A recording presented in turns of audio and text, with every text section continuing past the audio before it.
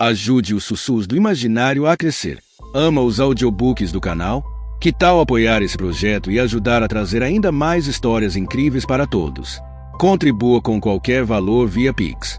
Escaneie o QR Code na tela e faça parte dessa jornada literária. Seu apoio nos ajuda a produzir mais e melhor. Cada contribuição mantém viva a magia das histórias e fortalece essa comunidade de apaixonados por literatura. Muito obrigado pelo seu apoio. Bem-vindo aos Sussurros do Imaginário. Nosso canal é totalmente dedicado a audiobooks, proporcionando uma experiência imersiva para todos os amantes de boas histórias. Aqui, você pode relaxar e deixar sua imaginação fluir enquanto escuta os melhores títulos literários. Dica especial: para uma experiência ainda mais completa, recomendamos que você acompanhe o audiobook com o livro físico ou e-book. Dessa forma, você poderá desfrutar tanto da narrativa quanto do texto original, unindo os dois mundos. Pedimos desculpas especialmente aos deficientes visuais por quaisquer falhas que possam ocorrer nos audiobooks, como trechos em outras línguas, pequenos erros de narração ou tradução. Isso acontece porque utilizamos narração sintética para manter a produção dos áudios. Queremos ouvir você. Sugira nos comentários livros que gostaria de ver aqui no canal. Não se esqueça de curtir, comentar e se inscrever para ficar por dentro de todas as novidades. Obrigado por estar conosco e bons sussurros.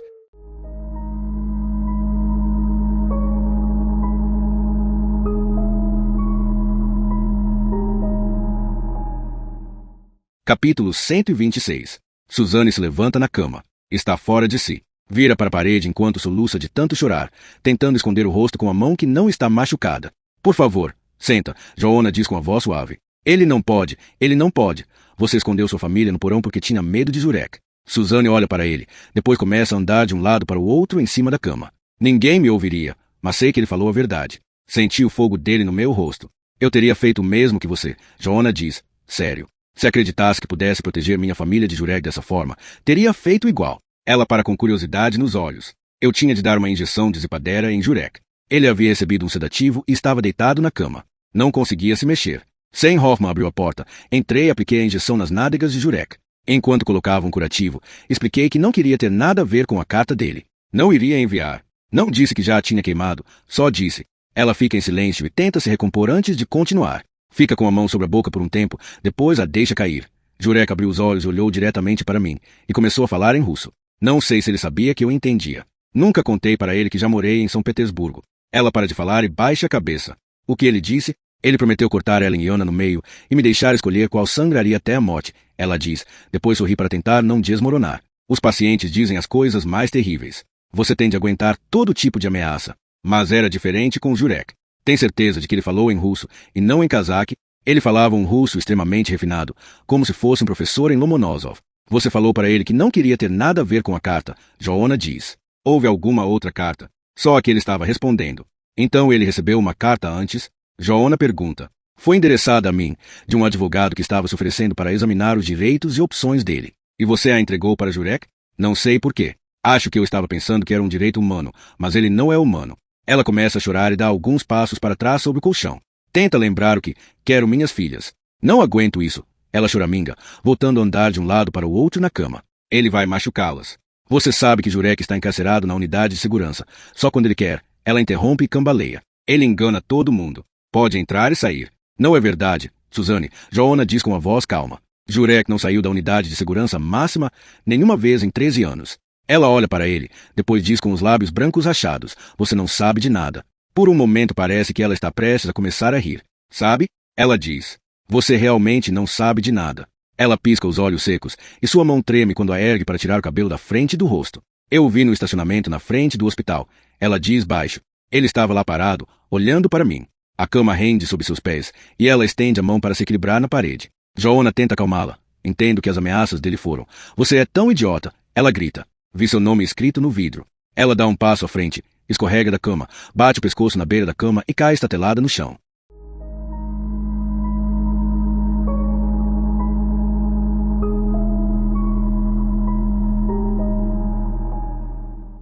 Capítulo 127. Corinne põe o celular na mesa e balança a cabeça, lançando uma lufada de perfume caro na direção de Pollock. Ele estava esperando que ela concluísse a ligação e pensava em perguntar se ela gostaria de jantar com ele alguma noite. Ninguém parece saber nada sobre Jurek, ela diz. Falei com Anton Takirov no Comitê de Segurança Nacional do Cazaquistão. Ele me disse na lata que Jurek Walter não é um cidadão cazaque. Fui muito educada e pedi para eles realizarem uma nova busca, mas esse tal de Takirov pareceu ofendido e disse que eles realmente tinham computadores no Cazaquistão. Talvez ele não seja bom em falar com mulheres. Quando tentei dizer ao Sr. Takirov que achar a combinação genética pode levar um tempinho, ele disse que tinha o sistema mais moderno do mundo. Só queria se livrar de mim. Então eles nem se esforçaram. Mas temos atualmente uma boa relação com o Serviço de Segurança Federal da Federação Russa. Dmitry Urgov acabou de retornar minha ligação. Infelizmente, eles não têm nada que corresponda ao que enviei. Disse que tinha pedido pessoalmente à Polícia Nacional para examinar todas as fotos e verificar o registro de DNA. Corine fecha os olhos e massageia o pescoço. Pollock tenta conter o impulso de oferecer ajuda. Minhas mãos estão quentes. Pollock se arrisca, bem na hora em que Joanna Lina entra. Posso pegar nelas? Joanna pergunta com a voz grossa. O Cazaquistão não está facilitando para nós, Corine diz a ele. Mas eu... Jurek é da Rússia, Joanna diz, pegando um punhado de doce de uma tigela. Rússia. Ela repete. Ele fala um russo perfeito. Será que Dmitry Urgov mentiria para mim? Sinto muito, mas conheço aquele homem, e não consigo acreditar nisso. Ele não deve saber de nada, Joanna diz, colocando os doces no bolso. Jurek tem idade suficiente para ser dos tempos da KGB.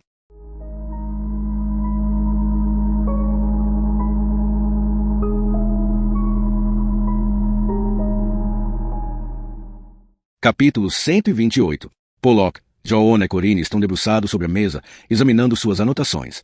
Até pouco tempo antes, não tinham nada. Agora, graças à infiltração de Saga, tem por onde começar. Jurek deixou algo escapar quando sussurrou Lenins. Ele crescerá no Cazaquistão. Mas como Suzane já o tinha ouvido falar em um russo perfeito, parecia muito provável que a família dele tivesse vindo da Rússia. Mas a polícia de segurança não sabe de nada, Corine reitera. Joanna pega o telefone e começa a procurar um contato com quem não fala há muitos anos. Consegue sentir que está ficando animado quando percebe que pode finalmente estar no rastro do mistério de Jurek Walter. O que você está fazendo?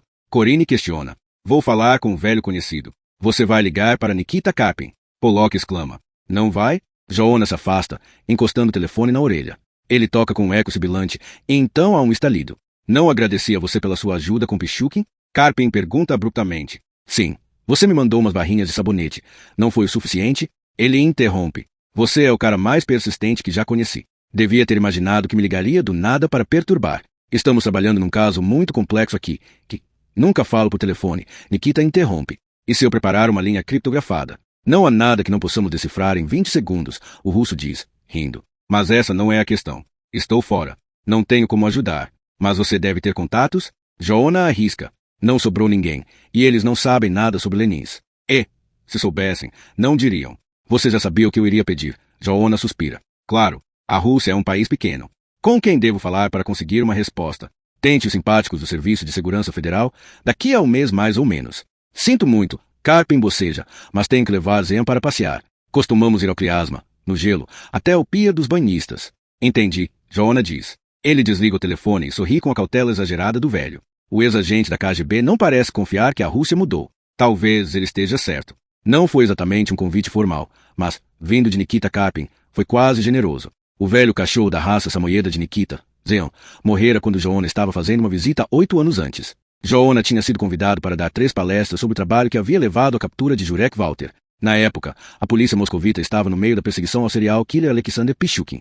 Joanna sabe que o cachorro está morto. E Nikita sabe que Joanna sabe onde encontrá-lo se ele for passear no gelo no rio Kliasma.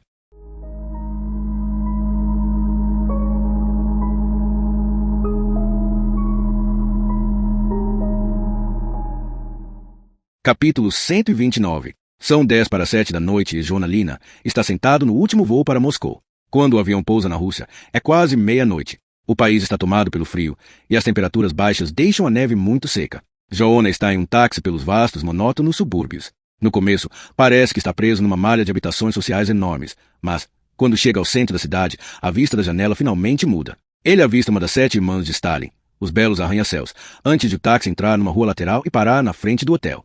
Seu quarto é bem básico e pouco iluminado. O pé direito é alto e as paredes são amareladas por fumaça de cigarro. Na mesa há um samovar elétrico de plástico marrom.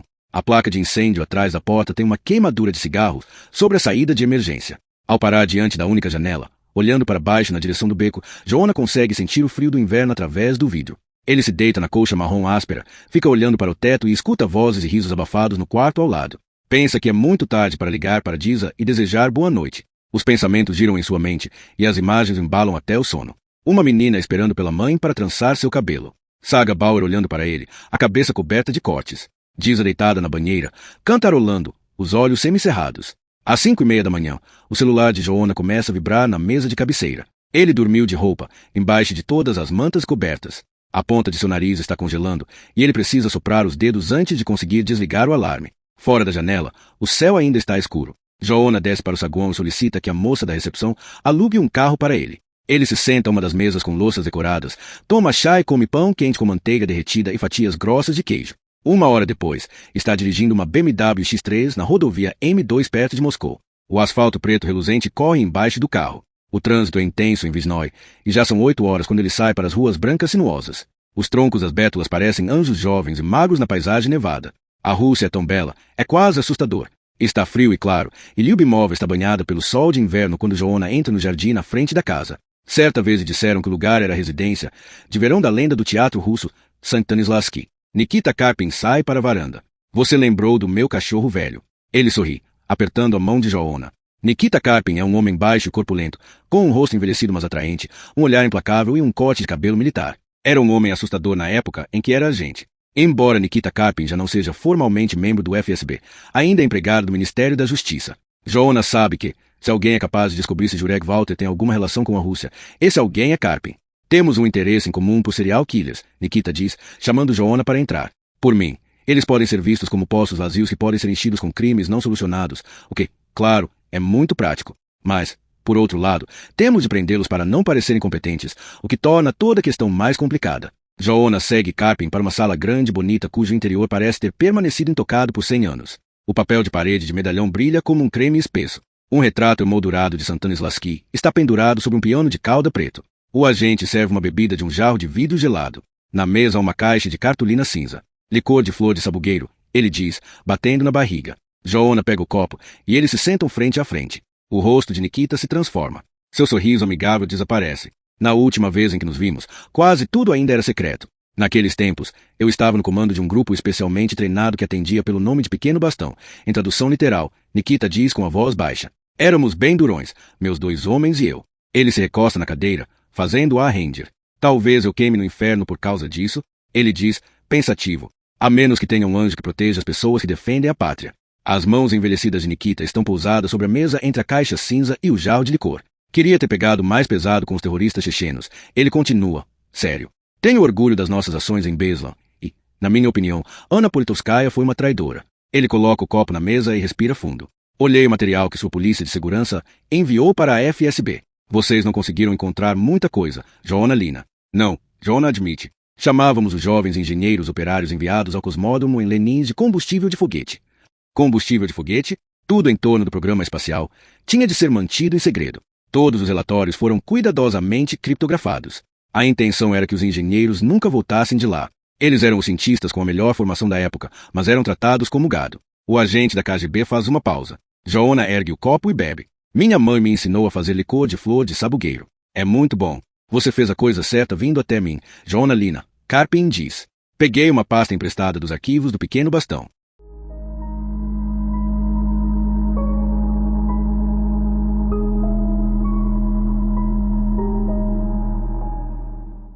Capítulo 130. O velho puxa uma pasta cinza da caixa de cartolina, a abre e coloca uma fotografia na mesa na frente de Joanna. É uma foto em grupo de 22 homens diante de uma escada de pedra polida. Isso foi tirado em Lenin em 1955. Karpin diz. No meio da primeira fileira está o lendário Sergei Korolev. Sorrindo em um dos bancos, o engenheiro-chefe por trás do primeiro homem no espaço e do primeiro satélite do mundo. Olhe os homens no fundo. Joanna se inclina e olha ao longo das fileiras de rostos. Quase escondido atrás de um homem de cabelo desgrenhado, está um homem magro de rosto fino e olhos pálidos. Joanna balança a cabeça, em choque. Ele encontrou o pai de Jurek Walter. Eu vejo ele, Joanna diz. O governo de Stalin selecionou os engenheiros mais jovens e talentosos, Nikita diz, jogando um velho passaporte soviético na frente de Joanna. E Vadim Levanov era sem dúvida um dos melhores. Enquanto abre o passaporte, Joanna sente o coração acelerar. A fotografia em preto e branco mostra um homem que se parece com Jurek Walter, mas com olhos mais calorosos e menos rugas. Então, o nome do pai de Jurek era Vadim Levanov. Sua viagem até lá não foi em vão. Agora podem começar a investigar o passado de Jurek. Nikita mostra uma série de 10 impressões digitais, algumas pequenas fotografias pessoais do batismo e da infância do pai de Jurek, anuários escolares e um desenho infantil de um carro com uma chaminé no capô. O que você quer saber sobre ele? Karpin sorri. Temos praticamente tudo. Todos os endereços em que já morou, nomes de namoradas antes do casamento com Helena Michailova, cartas para os pais em Novosibirsk. O filho dele, Joana, sussurra. A mulher dele também era engenheira, mas morreu no parto 2 anos após se casarem. O filho, Joana, repete. Karpin se levanta, abre o armário de madeira, tira um estojo pesado e o coloca em cima da mesa. Quando ergue a tampa, Joana vê que é um projetor de filme de 16 milímetros. Nikita Karpin pede para Joana fechar as cortinas, depois tira um rolo de filme da caixa. Este é um vídeo amador particular de Leninsk que acho que você deveria ver. O projetor começa a estalar, e a imagem é projetada diretamente no papel de parede de medalhões. Karpin ajusta o foco, depois volta a se sentar. A saturação da imagem varia, mas a qualidade é boa. A câmera devia estar em um tripé. O vídeo fora feito pelo pai de Jurek Walter durante seu trabalho em Leninsk. A imagem na parede mostra os fundos de uma casa e um jardim verdejante. A luz do sol é filtrada pelas folhas. Em segundo plano, dá para ver linhas de energia. A imagem treme um pouco, então o pai de Jurek entra no campo de visão. Ele coloca um estojo pesado na grama alta, abre e tira 4 cadeiras de acampamento. Um menino com cabelo bem penteado entra no quadro pela esquerda. Parece ter cerca de 7 anos de idade e tem o rosto bem esculpido e grandes olhos pálidos. Não há dúvida de que é Jurek. Joana mal se atreve a respirar. O menino fala alguma coisa, mas tudo que dá para ouvir são os cliques do projetor. Pai e filho ajudam a desdobrar as pernas de metal do estojo, que se transforma numa mesa de tampo de madeira quando eles o viram. O jovem Jurek desaparece de vista, mas retorna com um jarro d'água do lado oposto do quadro. Acontece tão rápido que Joana pensa que deve ter sido algum tipo de truque. Jurek morde o lábio e aperta as mãos com firmeza enquanto o pai fala com ele. Ele desaparece de vista de novo e o pai caminha atrás dele. A água no jarro cintila sob o sol. Um pouco depois, Jurek retorna com um saco de papel branco e então seu pai volta com outro menino nos ombros. O pai está balançando a cabeça e trotando como um cavalo. Joana não consegue ver o rosto do outro menino. A cabeça da criança está fora do quadro, mas Jurek acena para ele. Pés com sapatos pequenos batem no peito do pai. Jurek grita algo. E, quando o pai coloca o segundo menino no chão de grama diante da mesa, Joana vê que ele também é Jurek. O menino idêntico olha para a câmera com o rosto sério. Uma sombra passa pelo jardim. O pai pega o saco de papel e desaparece da imagem. Gêmeos idênticos. O agente sorri, parando o projetor. Gêmeos. Joana repete. Foi por isso que a mãe deles morreu.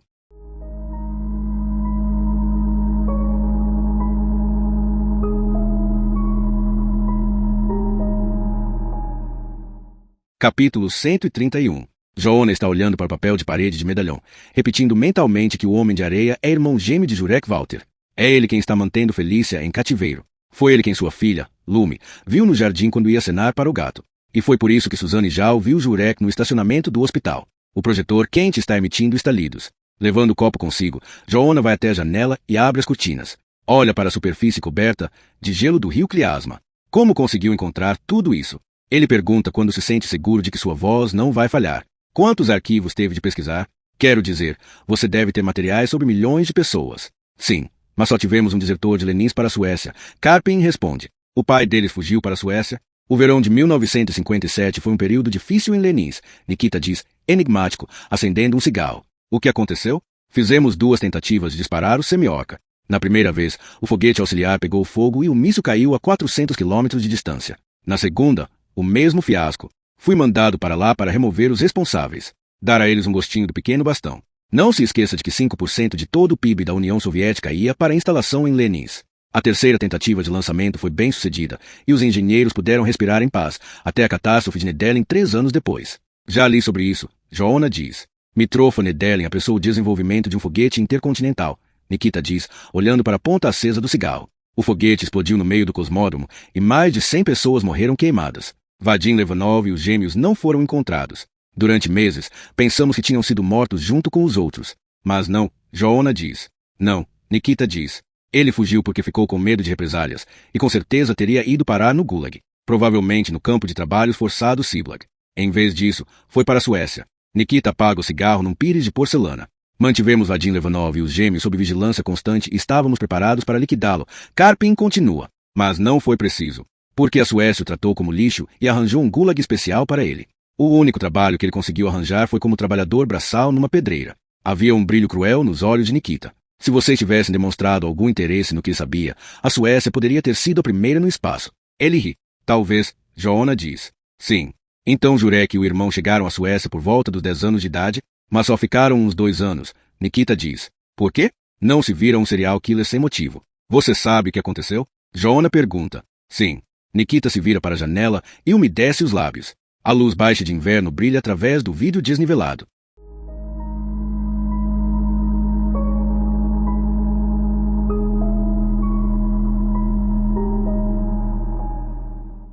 Capítulo 132. Hoje Saga é a primeira a entrar na sala de recreação. Ela corre por 4 minutos e acaba de diminuir a velocidade e começar a andar quando Bernie sai de seu quarto. Vou começar a dirigir um táxi quando estiver livre. Porra, como um maldito Fittipaldi. Você pode andar de graça e vou tocar você no meio das... Cala a boca. Ela o interrompe. Ele assente, parecendo magoado. Depois vai direto para a folha de palmeira, a vira e aponta para o microfone com um sorriso. Agora você é minha escrava, ele diz, rindo. Saga dá um forte soco nele, fazendo cambalear para trás e cair sentado no chão. Também quero fugir, ele sussurra com raiva. Quero dirigir um táxi. Cala a boca, Saga diz, olhando por sobre o ombro para ver se os guardas estão a caminho da porta de segurança. Mas parece que ninguém os observa do monitor de vigilância. Você vai me levar com você quando fugir. Está me ouvindo? Cala a boca, Jurek interrompe atrás deles. Desculpa, Bernie sussurra no chão. Saga não escutou Jurek entrar na sala de recreação.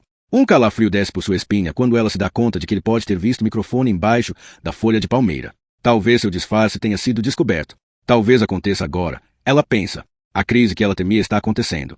Ela sente a adrenalina percorrer o corpo e tenta visualizar a planta da unidade de segurança máxima. Em sua mente, atravessa rápido as portas marcadas, as diferentes zonas, os melhores lugares para encontrar um abrigo temporário. Se Bernie estragar seu disfarce, ela vai ter de se barricar na cela. De preferência, pegaria o microfone e pediria reforços imediatos. Jurek para na frente de Bernie, que está deitado no chão, murmurando pedidos de desculpa. Arranque o fio da esteira, vá até seu quarto e se pendure do alto da porta, Jurek diz a ele. Bernie ergue a cabeça para Jurek com medo nos olhos. Quê? Mas que merda! Amarre o fio à maçaneta do lado de fora, jogue o fio por cima da porta e puxe sua cadeira de plásticos, Jurek instrui. Não quero. Não quero, Bernie diz, os lábios tremendo. Não podemos mais deixar você vivo, Jurek diz. Uaz, que porra, eu só estava brincando. Sei que não posso ir com vocês. Sei que o lance é só de vocês, só de vocês.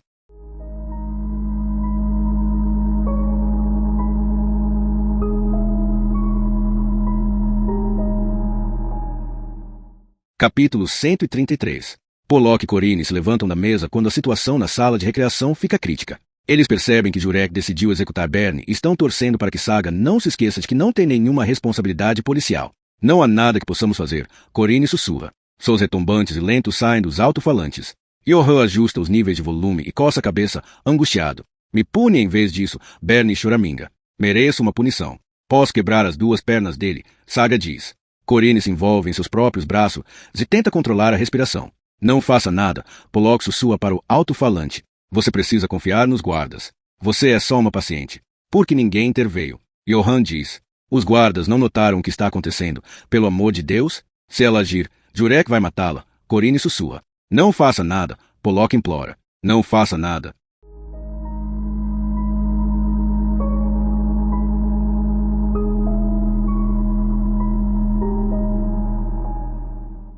Capítulo 134. O coração de Saga acelera. Ela não consegue entender os próprios pensamentos ao sair da esteira. Não é sua obrigação proteger outros pacientes. Ela sabe que não deve sair do papel. Posso quebrar as rótulas dele. Ela arrisca. Posso quebrar os braços e os dedos. Seria melhor se ele morresse de uma vez. Jurek conclui. Vem aqui. Ela diz rápido para Bernie. A câmera está escondida aqui. Mas que porra, Branca de Neve? Bernie gira, aproximando-se dela. Ela apanha o punho dele, puxa-o para perto e quebra seu dedo mindinho. Ele grita e cai de joelhos, aninhando a mão na barriga. Próximo dedo, ela diz. Vocês 2 são malucos, Bernie diz sem parar de chorar. Vou pedir ajuda. Meus escravos esqueletos vão vir. Fique quieto, Jurek diz. Ele vai até a esteira e tira o cabo elétrico, arrancando do rodapé e fazendo uma chuva de pó de concreto se espalhar pelo chão. Próximo dedo, Saga tenta. Fique longe, Jurek diz, olhando nos olhos dela. Saga fica parada, a mão na parede, enquanto Bernie segue Jurek.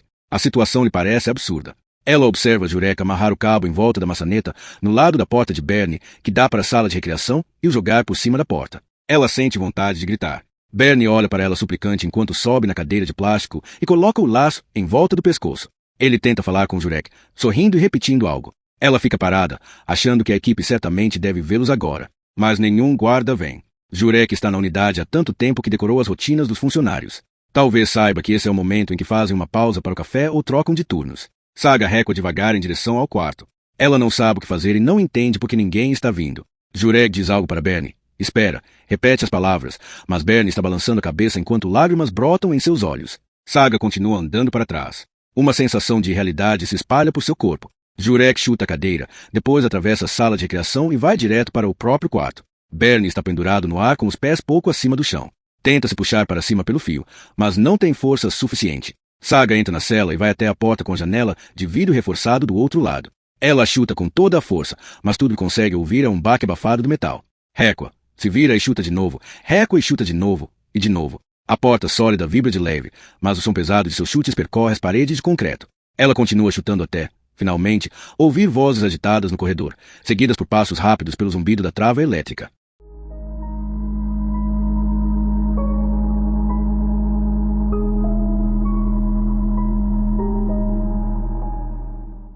Capítulo 135. As luzes no teto se apagam. Saga está deitada de lado na cama, de olhos abertos. O que eu deveria ter feito? Seus pés e tornozelos doem por causa dos chutes. Ela não sabe se deveria ter intervindo.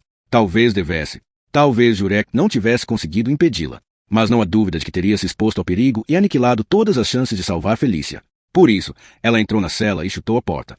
Chutou a porta com toda a força, na esperança de que os guardas se perguntassem de onde vinha aquele barulho e finalmente olhassem para os monitores. Mas nada aconteceu. Eles não a escutaram por um bom tempo. Ela deveria ter chutado com mais força. Pareceu uma eternidade até as vozes e os passos se aproximarem. Ela está deitada na cama e tenta dizer a si mesma que os funcionários chegaram lá a tempo, que Bernie está agora em tratamento intensivo, que sua condição é estável. Pensa que talvez Jurek tenha feito um laço fraco, mesmo sabendo que não é verdade.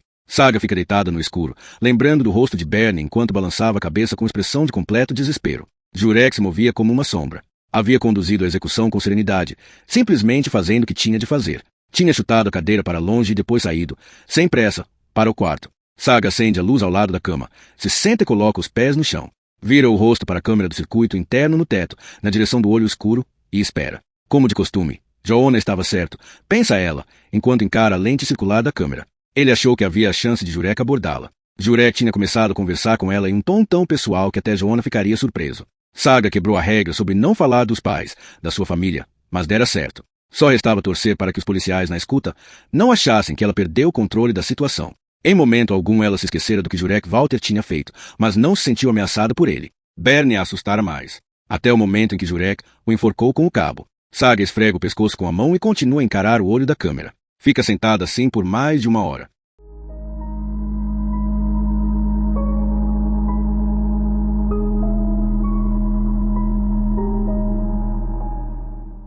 Capítulo 136. Anderson fez login e está sentado em sua sala tentando resumir os acontecimentos do dia para os registros médicos. Porque tudo está acontecendo agora. No mesmo dia todo mês, a equipe esvazia o depósito de remédios. Não leva mais do que 40 minutos. Ele, Mai e Leif estavam na frente do depósito quando ouviram o barulho. Estrondos graves, ecoando pelas paredes. Mai derrubou a lista de inventário no chão e correu até a sala de controle de vigilância. Anders a seguiu. Mai chegou ao monitor e gritou ao ver a imagem do quarto de paciente 2. Bernie estava pendurado na porta para a sala de recreação. Urina pingava de seus pés, formando uma poça embaixo dele. Anders ainda está arrepiado. Como resultado do suicídio na ala, ele convocou uma reunião de emergência do comitê do hospital. O diretor do hospital veio direto de uma festa de aniversário infantil, irritado pela convocação. O diretor olhou para ele e disse que talvez tivesse sido um erro permitir que alguém inexperiente assumisse o cargo de médico-chefe. Anders cora ao lembrar de como pedirá desculpas, balbuciando e tentando explicar que, segundo suas anotações clínicas, Bernie Larson era extremamente deprimido e que havia sentido dificuldades com a transferência. Ainda está aqui? Ele ergue os olhos e vê Mai na soleira da porta, dando um sorriso exausto para ele. A administração do hospital quer o relatório amanhã de manhã, então acho que você vai ter de me aguentar por mais algumas horas. Que merda, ela diz com um bocejo. Pode tirar um cochilo na sala dos funcionários se quiser, ele sugere. Não se preocupe. É sério. Preciso ficar aqui de qualquer maneira. Tem certeza? É realmente muito gentil. Ele sorri para ela. Vai dormir um pouco. Acordo você quando estiver saindo. Anders a escuta caminhar pelo corredor, passar pelo vestiário e entrar na sala de funcionários. A luz da tela do computador preenche essa linha de Anders. Ele abre o calendário, depois acrescenta algumas reuniões recém-marcadas com parentes e assistentes sociais. Seus dedos pairam sobre o teclado enquanto pensa na nova paciente. Não consegue esquecer aquele momento, os segundos em que estava no quarto dela, baixando as calças e a calcinha dela. A pele branca tinha ficado vermelha depois das 2 injeções. Ele havia tocado nela como médico, mas tinha chegado a olhar seus genitais entre as pernas, os pelos loiros e a vagina fechada. Ender digita uma anotação sobre a reunião remarcada. Não consegue se concentrar direito. Trabalha no relatório para assistência social. Se levanta e vai até a sala de controle de vigilância. Ao se sentar na frente da tela grande para olhar para os 9 quadrados, nota imediatamente que Saga está acordada. A luz ao lado da cama dela está acesa. Ela está olhando para a câmera, diretamente para ele. Sentindo um peso estranho dentro de si, Enders olha para as outras câmeras. Os quartos dos pacientes 1 e 2 estão escuros. As portas de segurança e a sala de recreação estão em silêncio. A câmera diante da porta em que Mai está descansando não mostra nada além de uma porta fechada. Os seguranças estão atrás da primeira porta de segurança. Ender seleciona o quarto de paciente 3 e a imagem enche a segunda tela. Ele puxa a cadeira para perto. Saga ainda está sentada lá, olhando para ele. Ele se pergunta o que ela quer. O rosto pálido dela está iluminado. Ela massageia a nuca com uma das mãos, se levanta da cama e dá alguns passos para frente, sem tirar os olhos da câmera. Ender tira a imagem, se levanta e olha para os guardas e a porta fechada da sala dos funcionários. Ele vai até a porta de segurança, passa o cartão na leitora e entra no corredor. A iluminação noturna tem um tom fraco de cinza. As 3 portas brilham opacas, como chumbo. Ele vai até a porta de Saga e olha pelo vidro reforçado.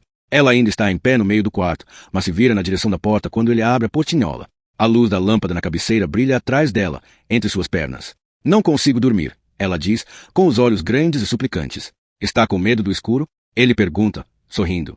Preciso de 10 miligramas de Cesolid. É o que eu sempre tomava em Karsuden. Ele pensa que ela é ainda mais bonita e esguia em carne e osso. Ela se move como se tivesse consciência de si mesma, confiante em seu corpo, como se fosse uma ginasta de elite ou uma bailarina. Ele consegue ver que sua camiseta justa e fina está molhada de suor. A curva perfeita de seus ombros, seus mamilos sob tecido. Ele tenta se lembrar se leu alguma coisa sobre problemas para dormir na ficha dela de Karsuden. Depois pensa que isso não importa. É ele quem toma as decisões sobre medicação. Espera aí, ele diz, depois vai buscar um comprimido. Quando volta, consegue sentir o suor entre suas escápulas. Ela estende a mão pela portinhola para pegar o copo de plástico, mas ele não consegue evitar provocá-la. Posso ganhar um sorriso? Me dá o comprimido, ela diz, ainda com a mão para fora. Ele ergue o copo de plástico no ar, longe do alcance da mão estendida de Saga. Só um sorrisinho, ele diz, fazendo cócegas na palma da mão dela.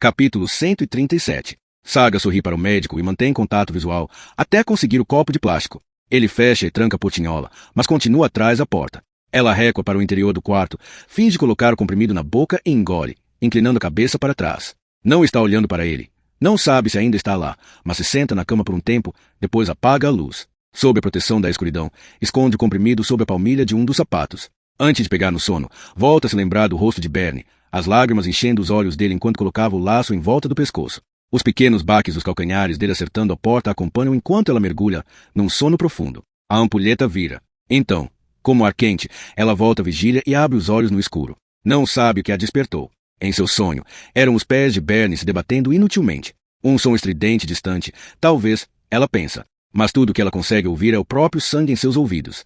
Ela pisca e tenta escutar. O vidro reforçado na porta surge gradualmente como um retângulo de água do mar congelada. Ela fecha os olhos e tenta voltar a dormir. Seus olhos estão ardendo de exaustão, mas não consegue relaxar. Os aquecedores de água nas paredes estalam. Ela abre os olhos novamente e fica olhando para a janela cinza. De repente, um vulto negro surge contra o vidro. No mesmo instante, ela desperta por completo, gelada de pavor. Um homem está olhando para ela pelo vidro reforçado. É o jovem médico. Ele esteve ali o tempo todo. Ele não consegue ver nada no escuro, mas ainda está ali parado no meio da noite. A cabeça dele acena de leve. Agora ela percebe que o ruído estridente que a despertou foi a chave entrando na fechadura. O ar entra com tudo. O som expande, fica mais grave e desaparece. A porta pesada se abre. Ela sabe que deve ficar completamente imóvel. Deveria estar dormindo profundamente por causa do remédio. A luz do corredor é difusa sobre os ombros do jovem médico. Ela se pergunta se ele a viu apenas fingir tomar o comprimido, se está vindo para tirá-lo do sapato dela. Mas os funcionários não têm permissão de entrar sozinhos nos quartos dos pacientes. Ela pensa. Então ela entende. O médico está ali porque pensa que ela tomou remédio e está dormindo profundamente.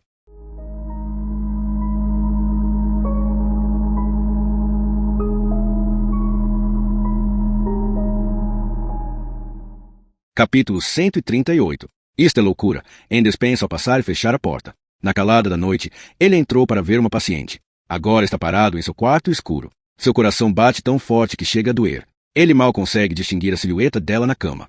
Ela vai dormir profundamente por horas, quase inconsciente. A porta da sala de funcionário, onde mais está cochilando, está fechada. Há 2 guardas perto da porta de segurança mais distante. Todos os outros estão dormindo. Ele não sabe direito o que está fazendo no quarto de Saga. Tudo o que sabe é que ele teve de vir e olhar para ela de novo.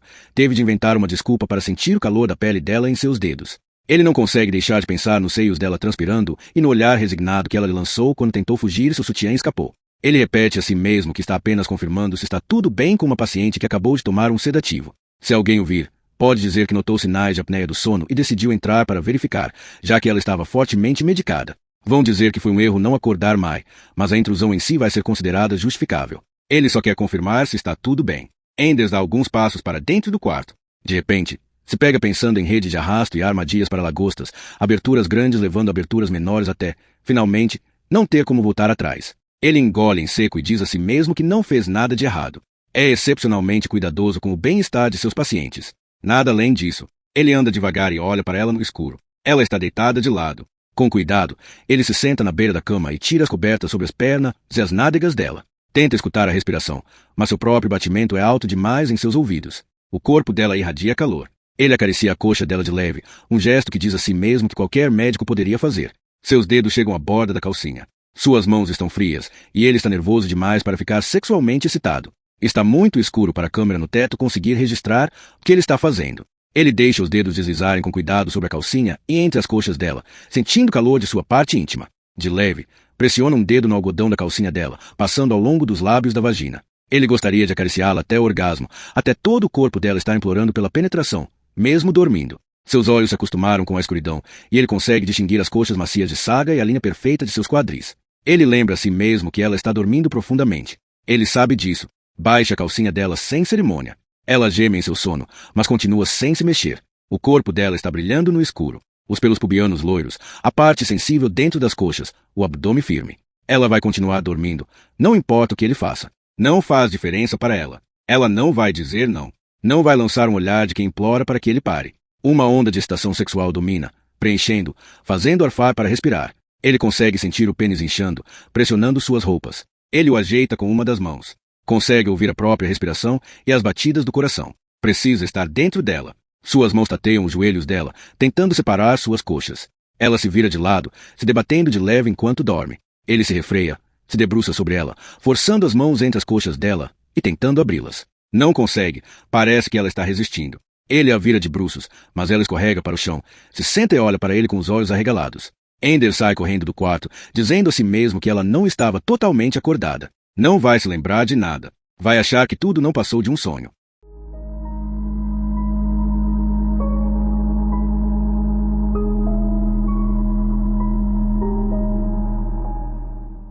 Capítulo 139. Uma cortina de neve cai sobre a rodovia diante do café à beira da estrada. Os veículos que passam em alta velocidade fazem as janelas balançarem. O café na xícara de Joanna treme com as vibrações. Joanna olha para os homens à mesa. Suas expressões são calmas, ainda que um pouco cansadas. Depois de pegarem o celular, o passaporte e a carteira dele, eles parecem estar aguardando instruções. O lugar cheira a trigo sarraceno e porco frito. Joanna olha o relógio e vê que seu avião saindo de Moscou parte em 9 minutos. A vida de Felícia está por um fio. Um dos homens está tentando resolver um sudoku, enquanto o outro lê sobre uma corrida de cavalos no jornal. Joanna repassa sua conversa com Nikita Karpin. O velho agia como se tivessem todo o tempo do mundo, até serem interrompidos. Ele sorriu e secou com o polegar as gotas de condensação do jarro de licor. Disse que Jurek Walter e seu irmão gêmeo tinham ficado na Suécia por apenas 2 anos. Por quê? Joanna havia questionado. Não se vira um serial killer sem motivo. Você sabe o que aconteceu? Sim.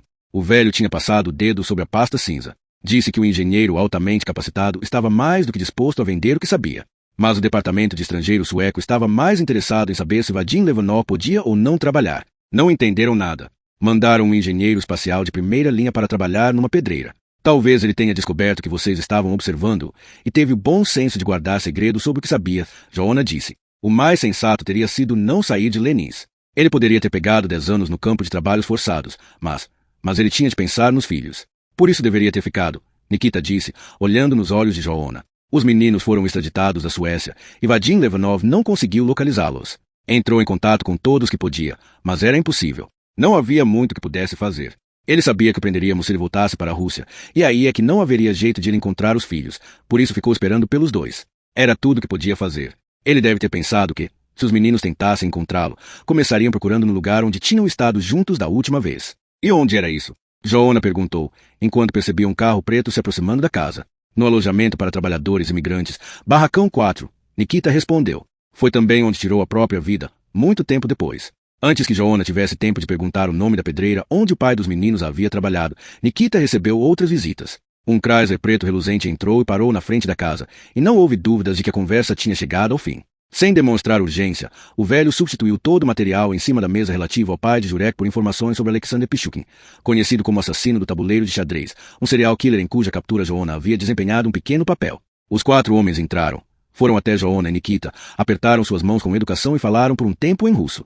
Em seguida, os dois conduziram Joanna para o carro preto do lado de fora, enquanto os outros dois continuaram com Nikita. Joanna foi guiado para o banco traseiro. Um dos homens, que tinha o pescoço grosso e olhos pretos pequenos, pediu para ver seu passaporte com uma voz que não chegava a ser hostil, e em seguida pediu o celular. Eles revistaram sua carteira e ligaram para o seu hotel e para a empresa de aluguel de carro. Prometeram que o levariam para o aeroporto, mas não tão cedo. Agora estavam sentados num café, esperando. Joanna dá outro gole em seu café frio. Se ao menos estivesse com o celular, poderia ligar para Ange e pedir que ela fizesse uma pesquisa sobre o pai de Jurek. Deveria haver algo sobre os filhos, sobre onde eles moraram. Ele contém o impulso de virar a mesa, sair correndo para o carro e ir para o aeroporto. Eles estão com seu passaporte, além de sua carteira e seu celular. O homem de pescoço grosso está tamborilando os dedos de leve na mesa e cantarolando. O outro, com cabelo grisalho cortado rente, parou de ler e está mandando mensagens pelo celular. Há um estrépito dentro da cozinha. De repente, o celular do homem grisalho toca, e ele se levanta e se afasta alguns passos para atender. Depois de um tempo, ele desliga e diz que é hora de partir.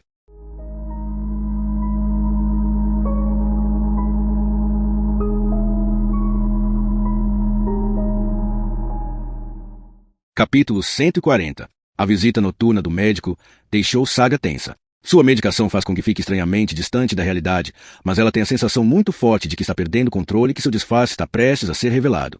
Aquele médico teria me estuprado se eu estivesse dormindo de verdade. Ela pensa. Não posso deixar que ele encoste em mim de novo. Ela só precisa de um pouco mais de tempo para completar a missão. Está muito perto agora. Ela vai salvar a menina sequestrada. As regras são simples. Em nenhuma circunstância pode permitir que Jurek escape, mas pode planejar a fuga com ele. Pode demonstrar interesse e fazer perguntas. O problema mais comum com fugas é que as pessoas não têm para onde ir depois que saem. Jurek não vai cometer esse erro. Ele sabe para onde está indo. A fechadura na porta para a sala de recreação se abre. Saga se levanta da cama, gira os ombros como se estivesse se preparando para uma briga. Depois sai. Jurek Walter está na parede do outro lado, esperando por ela. Ela não consegue entender como ele entrou tão rápido na sala de recreação. Não há motivos para ficar perto da esteira agora que o cabo se foi. Só resta torcer para que o alcance do microfone seja grande o bastante. A televisão não está ligada, mas ela se senta no sofá. Jurek está em pé diante dela. Ela sente como se não tivesse pele, como se ele tivesse uma estranha capacidade de olhar diretamente para sua carne exposta. Ele se senta ao lado dela, e ela lhe passa discretamente o comprimido. Só precisamos de mais 4, ele diz, olhando para ela com os olhos pálidos. Sim, mas eu... E aí podemos sair deste lugar horrível. Talvez eu não queira. Quando Jurek Walter estende a mão e encosta no braço dela, ela quase tem um sobressalto. Ele nota o seu medo e olha para ela impassível. Conheço um lugar que acho que você adoraria, ele diz. Não é tão longe daqui. É só uma casa antiga atrás de uma fábrica velha de tijolos, mas à noite você pode sair e ficar no balanço. Um balanço de verdade? Ela pergunta, tentando sorrir. Ela precisa que Jurek continue falando. Suas palavras são pecinhas que vão formar um desenho no quebra-cabeça que Joanna está montando. É um balanço comum, ele diz. Mas você pode balançar nele sobre a água. O quê? Como um lago, você vai ver. É lindo.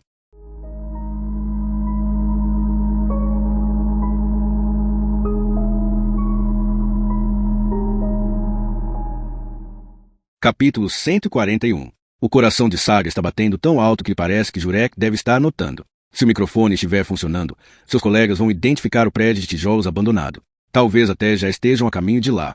É um bom lugar para se esconder até a polícia desistir da busca. Ele continua. E você pode ficar com a casa se gostar. Mas você vai embora de lá? Ela pergunta. Eu preciso. E não posso ir com você? Você quer? Depende do lugar aonde você vai. Saga tem consciência de que pressionou demais, mas agora ele parece decidido a envolvê-la em sua tentativa de fuga. Você precisa confiar em mim, ele diz apenas. Parece que você está planejando me largar na primeira casa que encontrarmos. Não. É o que parece. Ela insiste, fingindo estar magoada. Acho que vou ficar aqui até receber alta. E quando isso vai acontecer? Não sei. Tem certeza de que vão deixar você sair? Sim. Ela responde com sinceridade. Porque você é uma boa menina que ajudou sua mãe doente quando eu não era boa. Saga interrompe, puxando o braço para longe. Você acha que eu queria estar lá? Eu era só uma criança. Estava fazendo o que tinha de fazer. Ele se recosta no sofá e assente. Compulsão é interessante. Não fui obrigada a ajudar, ela contesta. Ele sorri para ela. Você fala como se tivesse sido. Não é bem assim. Quero dizer, eu podia ajudar, ela explica. Ela só sentia dor à noite e de madrugada. Saga pensa numa manhã depois de uma noite especialmente difícil, quando sua mãe fez café da manhã para ela. Fritou ovos, fez sanduíche e serviu 2 copos de leite. Elas saíram de pijama. A grama no jardim estava molhada pelo orvalho, e elas levaram as almofadas das cadeiras da sala de jantar até a rede. Você lhe dava codeína, Jurek diz, com um tom de voz estranho. Ajudava, mas aqueles comprimidos não eram muito fortes. Quantos ela teve de tomar na última noite? Muitos. Ela estava com uma dor terrível. Saga esfrega a mão na testa e percebe que está transpirando muito. Não quer falar sobre esse assunto. Faz anos que não pensa nisso. Mais de 10, imagino? Jurek pergunta com a voz tranquila. Ela tomava 2 toda noite, mas naquela precisou de muito mais. Eu os derrubei no tapete, mas, não sei, devo ter dado uns 12 ou 13 para ela. Saga sente os músculos do rosto ficarem tensos. Está com medo de começar a chorar se ficar parada, por isso levanta e caminha rápido em direção ao quarto. Sua mãe não morreu de câncer, Jurek diz. Ela para e se vira para ele. Chega, ela diz. Ela não tinha um tumor no cérebro, ele continua. Eu estava com a minha mãe quando ela morreu. Você não sabe nada sobre ela. Não tem como. As dores de cabeça, Jurek interrompe. As dores de cabeça não melhoram na manhã seguinte se você tem um tumor. Para ela melhoravam, ela diz com firmeza. A dor é causada pela pressão no tecido cerebral e nos vasos sanguíneos à medida que o tumor cresce. A dor não passa. Só piora. Ela olha nos olhos de Jurek e sente um calafrio percorrer sua espinha. Sua voz não passa de um sussurro. Ela sente vontade de gritar, berrar, mas está sem forças. Para ser honesta, sempre soube que havia algo de errado com suas memórias. Ela se lembra de gritar com o pai quando era adolescente, dizendo que ele mentia sobre tudo, que era o maior mentiroso que ela já conhecera. Ele havia dito que a mãe dela não tinha câncer. Ela sempre pensou que ele estava mentindo para ela numa tentativa de justificar sua traição à mãe dela. Agora, parada ali, não sabe mais de onde veio essa certeza de que a mãe tinha um tumor cerebral. Não se lembra de sua mãe dizendo que tinha câncer, e elas nunca foram a um hospital. Mas porque sua mãe chorava toda noite se não estava doente? Não faz sentido. Porque a fazia ligar para o pai toda vez e dizer que ele tinha de voltar para casa. Porque sua mãe tomava codeína se não sentia dor.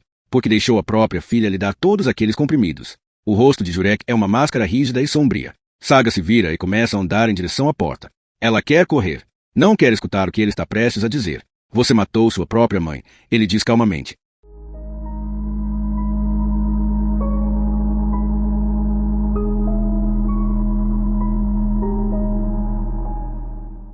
Capítulo 142. Saga para abruptamente. Sua respiração se torna superficial, mas ela se força a não demonstrar seus sentimentos. Precisa lembrar a si mesma de quem está no controle da situação. Ele pode achar que a está enganando, mas na verdade é ela quem o está enganando. Saga assume uma expressão neutra, depois se vira devagar para encará-lo. Codeína, Jurek diz, com um sorriso sem alegria. Codeína só vem na forma de comprimidos de 25 miligramas. Sei exatamente de quanto é necessário para matar um ser humano. Minha mãe me pediu os comprimidos, ela diz. Mas acho que você sabia que ela iria morrer, ele diz. Tenho certeza de que sua mãe achava que você sabia. Ela pensou que você queria que ela morresse. Vai se fuder, ela sussurra. Talvez você mereça ficar trancada aqui para sempre. Não. Ele olha para ela com uma gravidade assustadora nos olhos, com uma precisão metálica. Talvez seja o bastante você conseguir só mais um remédio para dormir, ele diz. Porque ontem Bernie disse que tinha uns cesulis enrolados num papel, numa rachadura embaixo da pia. A menos que ele tenha dito isso apenas para ganhar tempo. O coração dela acelera. Bernie tinha comprimidos para dormir no quarto dele? O que ela vai fazer agora? Precisa impedir isso. Não pode deixar que Jurek pegue os comprimidos. E se houver o suficiente para colocar o plano de fuga em prática, você vai entrar no quarto dele? Ela pergunta. A porta está aberta. Seria melhor eu entrar, ela diz rápido. Por quê? Jurek está olhando quase divertido para ela, enquanto ela busca desesperadamente uma resposta razoável. Se me pegarem, ela diz, vão pensar que sou viciada. E não vão te dar mais comprimidos, ele retruca. Acho que eu poderia conseguir mais com o médico mesmo assim, ela diz. Jurek reflete sobre isso, depois assente. Ele olha para você como se ele fosse o prisioneiro. Ela abre a porta do quarto de Bernie e entra. Sob a luz da sala de recreação, consegue ver que o quarto dele é uma réplica exata do dela. Quando a porta se fecha, fica tudo escuro. Ela vai até a parede, apalpando o caminho, sentindo o cheiro de urina velha do vaso sanitário. Alcança a pia, cujas bordas estão úmidas, como se tivesse sido limpa há pouco tempo. As portas para a sala de recreação vão ser fechadas em poucos minutos. Ela diz a si mesma para não pensar na mãe, apenas se concentrar no trabalho diante dela. Seu queixo começa a tremer, mas ela consegue se recompor, segurando as lágrimas. Ela se ajoelha e passa os dedos pela lateral gelada da pia. Estende a mão para a parede e apalpa ao longo da vedação de silicone, mas não encontra nada. Uma gota d'água pinga no pescoço dela. Ela baixa a mão e toca o chão. Outra gota cai entre suas escápulas. Ela nota que a pia está um pouco desnivelada. É por isso que a água das beiradas está pingando nela, em vez de escoar para dentro da cuba. Ela vai apalpando a parte inferior da pia onde esta se une à parede. Seus dedos encontram uma rachadura. Lá está. Um pacotinho minúsculo, enfiado ali dentro. A pia a rende enquanto ela tenta pegar o pacote. Com cuidado, consegue puxá-lo para fora. Jurek tinha razão. Comprimidos, enrolados com firmeza em papel higiênico. Ela respira com dificuldade enquanto sai se arrastando, esconde o pacote na calça e se levanta. Enquanto vai apalpando para encontrar o caminho até a porta, fica apreensiva sobre mentir e dizer a Jurek que não encontrou nada, que Bernie devia estar mentindo sobre as pílulas. Mas ela não pode deixar que ele fuja. Ela alcança a parede e se move ao longo dela até encontrar a porta e sair para a sala de recreação. Piscando com força para se proteger da luz forte, Saga olha ao redor. Jurek não está lá. Deve ter voltado para a cela. O relógio atrás do vidro reforçado lhe diz que as portas para a sala de recreação vão ser trancadas em poucos segundos.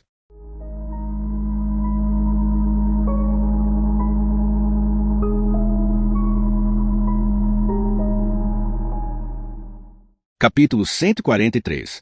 Anderson dá uma batidinha leve na porta da sala de vigilância. Mai está sentada ali lendo uma cópia da revista Expo, sem prestar atenção no monitor grande. Veio dar boa noite? Ela pergunta. Anderson ri para ela. Senta ao seu lado e observa a Saga sair da sala de recreação e entrar no quarto. Jurek já está deitado na cama. E, obviamente, o quarto de Bernie está escuro. Mai boceja e se recosta na cadeira giratória. Leif está na soleira da porta, virando as últimas gotas de uma lata de Coca-Cola. Como são as preliminares masculinas? Ele pergunta. Isso sequer existe? Mai pergunta. 1 hora de pedidos, súplicas e convencimento. Enders e baixo, e Mai gargalha tanto que o piercing na língua dela cintila. Está faltando pessoal na ala 30 hoje, Enders comenta. Curioso estarmos com tão poucos funcionários enquanto há tanto desemprego. Leif suspira. Eu disse que poderia emprestar você, Enders diz. É necessário ter sempre 2 pessoas aqui, Leif diz. Sim, mas vou ter de ficar e trabalhar até uma pelo menos. Está bem. Volto nessa hora. Ótimo, Enders diz. Leif joga a lata de refrigerante no lixo e sai da sala. Enders fica sentado ao lado de Mai por um tempo. Não consegue tirar os olhos de Saga. Ela está andando de um lado para o outro, os braços finos em volta do corpo. Ele sente que está ardendo de desejo. Só consegue pensar em como entrar no quarto dela de novo. Vai ter de dar 20 miligramas de Sesoli desta vez. É ele quem toma as decisões. É o médico no comando. Pode mandar colocá-la numa camisa de força ou amarrada à cama. Pode fazer o que quiser.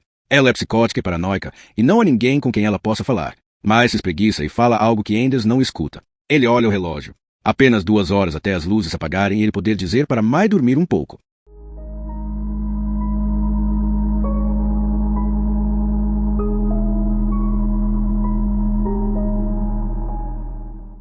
Capítulo 144. Saga está andando de um lado para o outro da cela, sentindo o pacotinho tirado do quarto de Bernie se mover em seu bolso. Atrás dela, ela escuta a fechadura eletrônica zumbir e travar.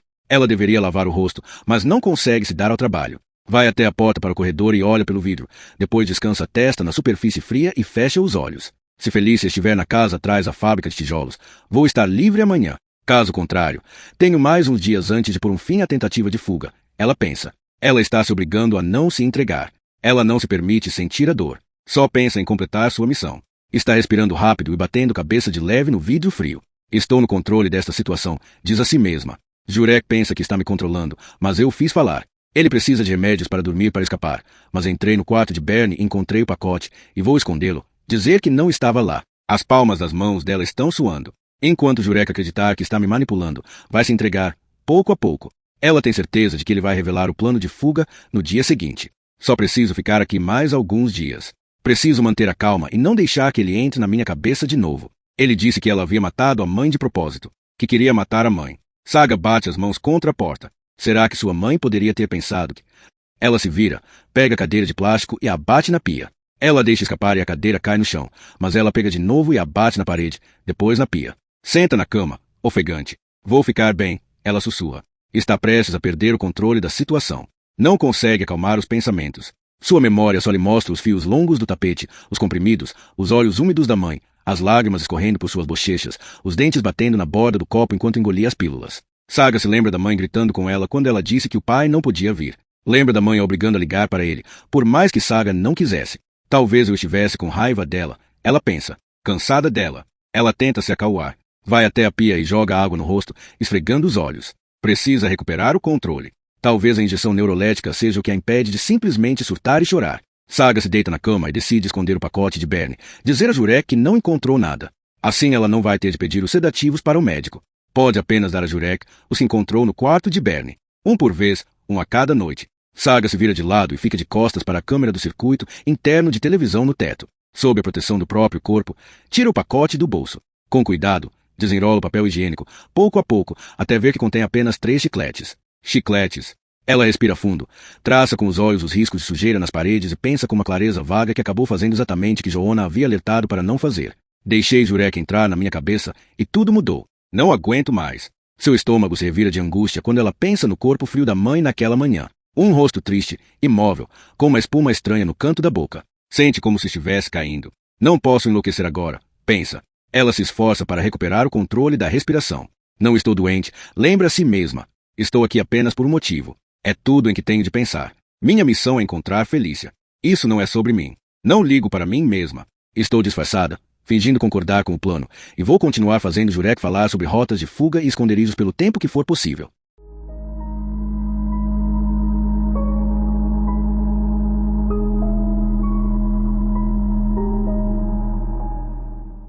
Capítulo 145. Faz quase 24 horas desde que Joanna foi levado da casa de Nikita Karpin pelos homens do Serviço de Segurança russo. Eles não responderam a nenhuma de suas perguntas, se não explicaram por que ele está detido. Depois de esperar num café por horas, eles o levaram para um prédio frio de concreto e o guiaram por uma das passarelas externas até um apartamento de 2 cômodos. Joanna foi levado até o cômodo dos fundos, que continha um sofá sujo, uma mesa com 2 cadeiras, um banheiro pequeno. A porta de aço foi trancada atrás dele, e nada aconteceu até que, algumas horas depois, lhe deram um saco de papel quente com uma refeição gordurosa do McDonald's. Joanna precisa entrar em contato com os colegas e pedir para investigarem Vadim Levanov e seus filhos gêmeos, Igor e Roman. Talvez os nomes levem a endereços novos. Talvez consigam identificar a pedreira onde o pai deles trabalhava. Mas a porta de metal continua trancada, e as horas estão passando. Ele ouviu os homens falarem ao telefone algumas vezes, mas, fora isso, está tudo em silêncio. Joanna cochilou algumas vezes, deitado no sofá, mas acorda de repente perto do amanhecer com o som de passos e vozes no cômodo ao lado. Ele acende a luz e espera a entrada dos homens. Alguém tosse, e ele escuta vozes falando com irritação. De repente a porta se abre e os 2 homens do dia anterior entram. Os 2 estão com pistolas nos coldres dos ombros e absortos numa conversa rápida em russo. O homem grisalho puxa uma das cadeiras, se a coloca no meio da sala. Sente aqui, ele diz. Joanna se levanta do sofá e nota que o homem recua enquanto ele anda devagar até a cadeira e se senta. Você não está aqui em caráter oficial, o homem de pescoço grosso e olhos pretos diz. Diga porque foi ver Nikita Karpin. Estávamos discutindo o serial killer Alexander Pichukin. Joanna responde. E a que conclusões chegaram? O homem grisalho pergunta. A primeira vítima foi considerada cúmplice dele, Joanna diz. Estávamos falando sobre ele, Mikhail Odishuk. O homem inclina a cabeça, assente, depois diz com simpatia. Obviamente você está mentindo. O homem de pescoço grosso e olhos pretos se virou e sacou a pistola. É difícil ver, mas talvez seja uma Glock de alto calibre. Ele está escondendo a arma com o corpo enquanto coloca uma bala na câmara. O que Nikita Karpin contou para você? O grisalho insiste. Nikita acredita que o papel do cúmplice foi. Não minta. O homem de olhos pretos rosna e dá meia volta, segurando a pistola atrás das costas. Nikita Karpin não tem mais nenhuma autoridade. Ele não é do serviço de segurança. Você sabia disso, não? O grisalho pergunta. Joanna pode conseguir dominar os 2 homens, mas, sem o passaporte e o dinheiro, seria impossível sair do país. Os agentes trocam algumas palavras em russo. O homem de cabelo grisalho diz bruscamente. Vocês discutiram materiais considerados confidenciais, precisamos saber exatamente o que foi contado a você antes de podermos levá-lo ao aeroporto.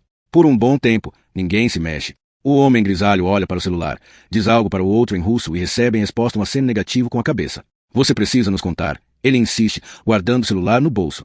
Ou vou dar um tiro nos seus joelhos, o outro diz. Então, você foi de carro até Lyubimova, encontrou Nikita Karpin. O homem grisalho para de falar quando o telefone toca. Ele parece estressado. Atende, troca algumas palavras breves, depois diz algo para o colega. Eles têm uma conversa breve e acalorada.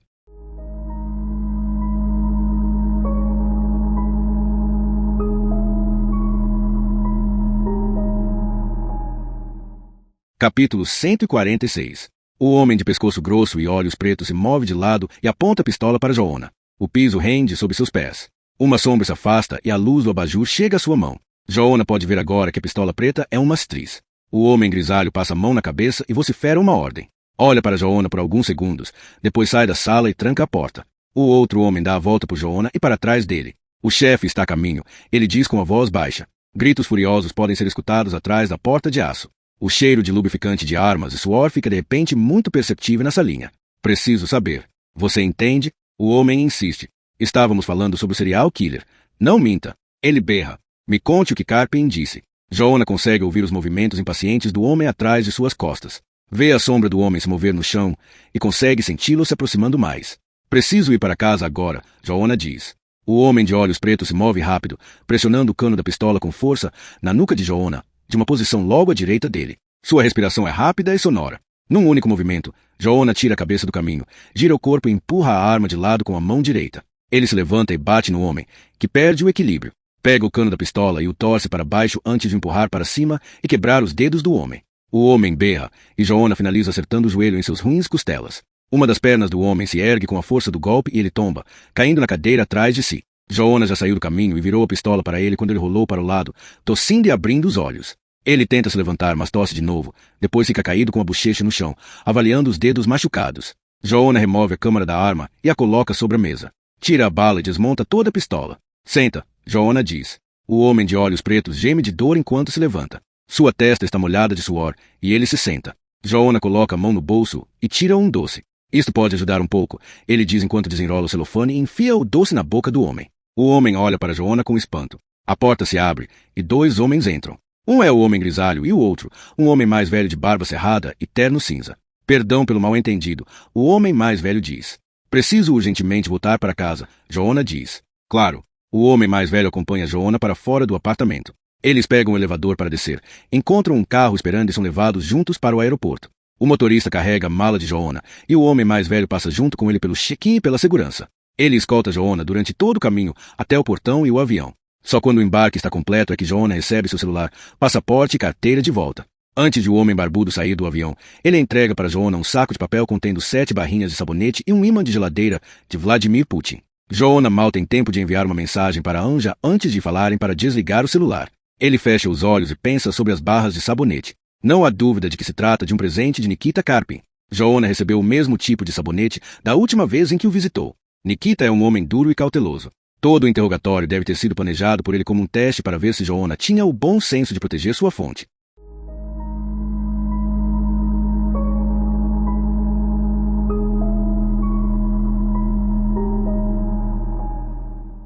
Capítulo 147.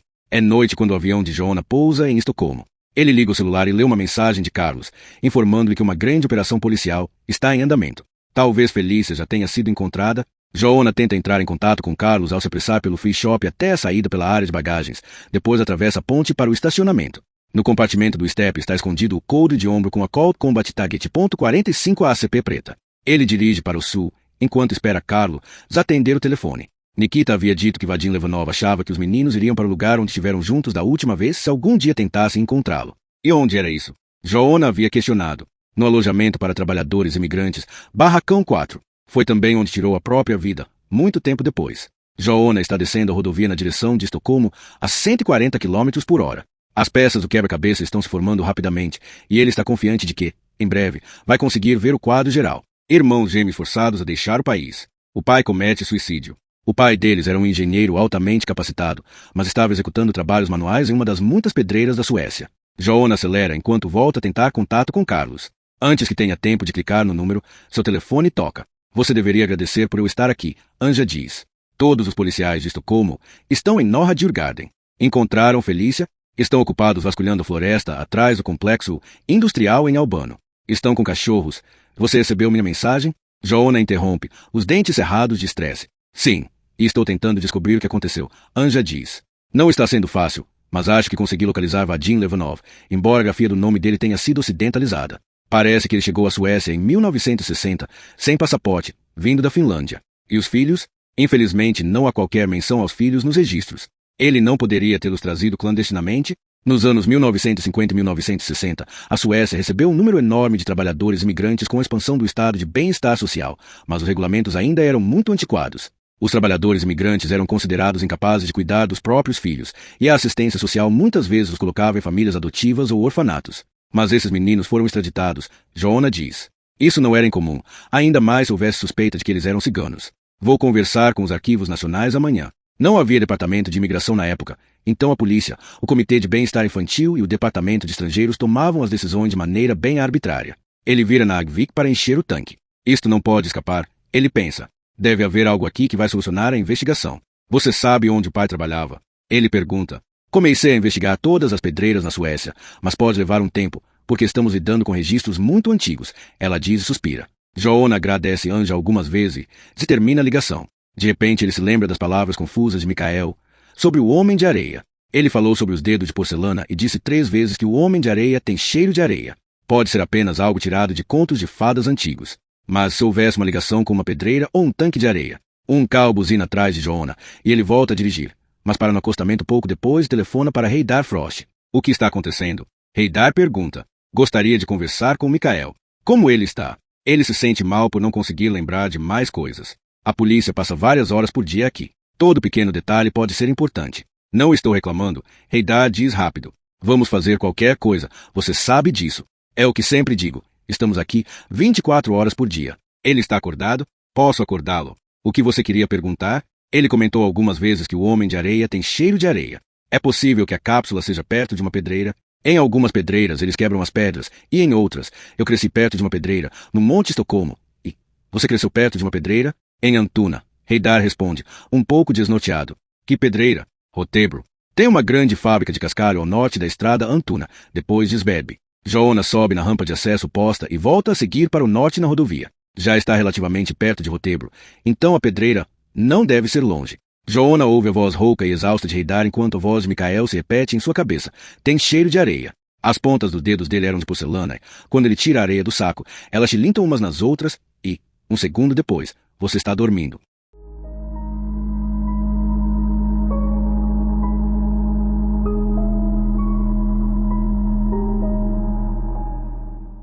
Capítulo 148. O trânsito diminui conforme ele acelera para o norte. Depois de todos esses anos, 3 grandes peças do quebra-cabeça estão finalmente se encaixando. O pai de Jurek trabalhou numa pedreira e se matou em sua casa lá. Mikael diz que o homem de areia tem cheiro de areia. E Heidar cresceu perto de uma pedreira em Rotebro. E se for a mesma pedreira, não pode ser coincidência.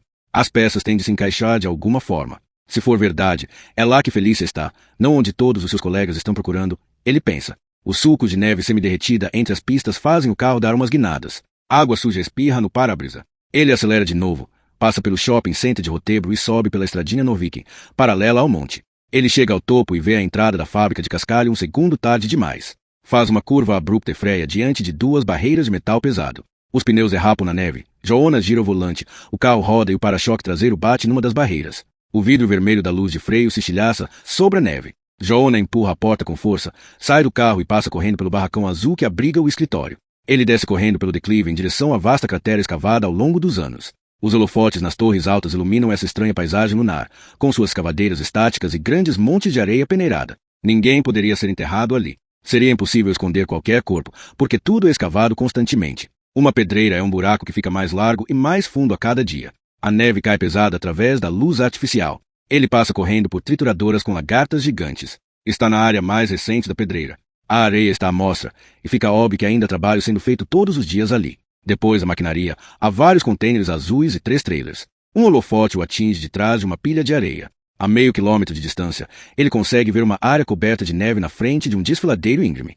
Aquela deve ser a parte mais antiga da pedreira. Ele sobe por uma ladeira onde as pessoas jogaram geladeiras velhas, móveis quebrados e lixo. Seus pés escorregam na neve, mas ele continua em frente, fazendo cascatas de pedras caírem atrás dele. Ele chega ao nível original do monte, a mais de 40 metros acima do nível do solo, e tem uma boa visão da paisagem escavada. O ar frio trespassa seus pulmões enquanto ele observa a paisagem de areia iluminada com suas máquinas e estradas improvisadas. Ele começa a correr pela faixa estreita de campina entre a encosta e a estrada ao Sunda.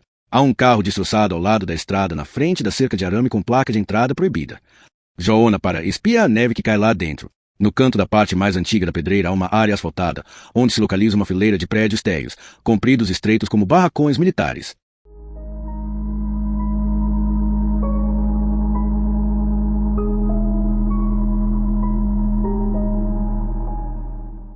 Capítulo 149. Joona passa por cima do arame farpado enferrujado e segue na direção dos antigos barracões. As janelas estão quebradas e há pichações nas paredes tijolos. Está escuro ali. Joona pega a lanterna e aponta o feixe para o primeiro prédio. Não a porta. A neve foi soprada para dentro nos primeiros metros do piso de madeira escurecida. O feixe passa rápido por latas antigas de cerveja, lençóis sujos, camisinhas e luvas de látex. Ele vai de porta a porta, espiando pelas janelas quebradas ou faltando.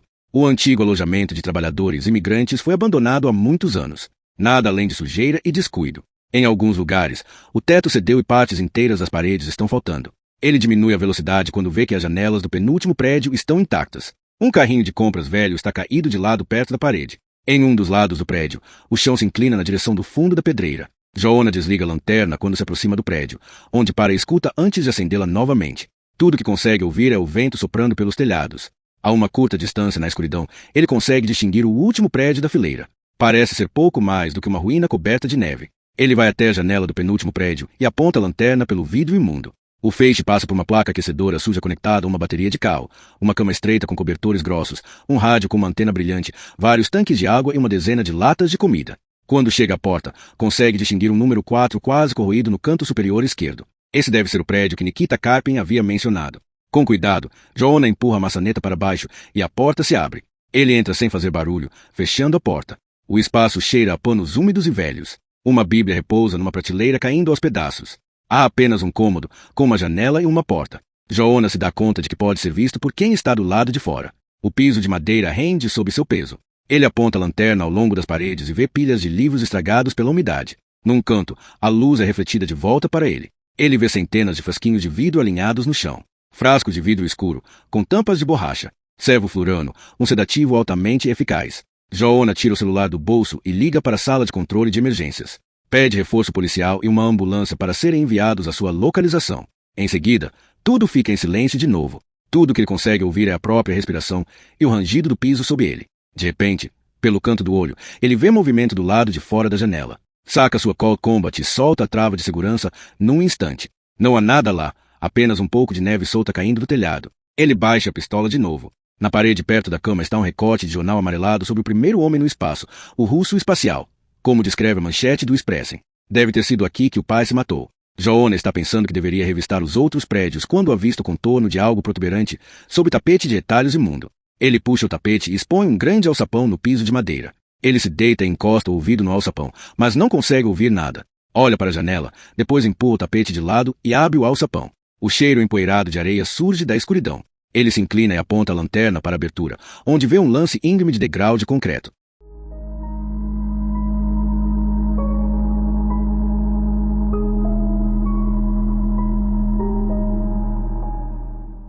Capítulo 150. Os sapatos de Joona esmagam a areia nos degraus enquanto ele desce no escuro. Depois de 19 degraus, ele entra em um grande cômodo de concreto.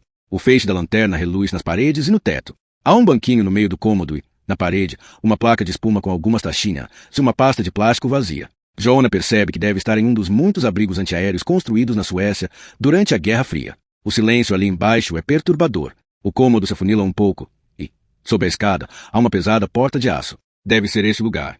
Joona volta a travar a pistola e a coloca no coldre para liberar as mãos. A porta de aço tem grandes travas que deslizam quando uma roda no centro da porta é girada. Ele gira a roda no sentido anti-horário. Há um estrondo metálico enquanto as travas pesadas saem de seus suportes. A porta é difícil de puxar. O metal tem 15 centímetros de espessura. Ele aponta a lanterna para o abrigo e vê um colchão sujo no piso, um sofá e uma torneira na parede. Não há ninguém ali. O cômodo fede a urina velha. Ele aponta a luz para o sofá de novo e se aproxima com cautela. Para e tenta escutar, depois se aproxima mais. Ela pode estar escondida. De repente ele tem a impressão de estar sendo seguido. Ele pode acabar preso no cômodo. Ele se vira e, nesse instante, vê a porta pesada se fechando. As dobradiças imensas rangem. Ele reage imediatamente, lançando-se para trás e enfiando a lanterna na abertura. Há um som de esmagamento enquanto ela é espremida e o vidro se estilhaça. Joona empurra a porta com o ombro, saca a pistola de novo e entra no cômodo escuro. Não há ninguém ali. O homem de areia se moveu com um silêncio aterrador. Estranhas formações de luz cintilam diante dos olhos de Joanna, enquanto ele tenta distinguir contornos na escuridão. A lanterna está emitindo um brilho tênue agora, quase insuficiente para iluminar qualquer coisa. Tudo que ele consegue ouvir são os próprios passos, a própria respiração. Ele olha para a escada de concreto que dá para o cômodo principal. O alçapão ainda está aberto. Ele balança a lanterna, mas sua luz continua se esvaindo. De repente, Joanna ouve um tilintar e prende a respiração ao pensar em dedos de porcelana. Ao mesmo tempo, sente um pano frio sendo pressionado em sua boca e seu nariz. Joanna gira e ataca com força, mas não acerta nada e perde o equilíbrio. Ele se vira, erguendo a pistola. O cano raspa na parede de concreto. Não há ninguém ali. Ofegando, ele fica parado com as costas na parede, apontando lanterna no escuro. O tilintar deve ter vindo do frasquinho de sedativo quando o homem de areia os pegou para entornar o líquido no pano. Joanna está se sentindo zonzo. Quer desesperadamente sair para o ar fresco, mas se obriga a ficar onde está. O silêncio é absoluto. Não há ninguém ali. Joanna espera alguns segundos, depois volta para a cápsula.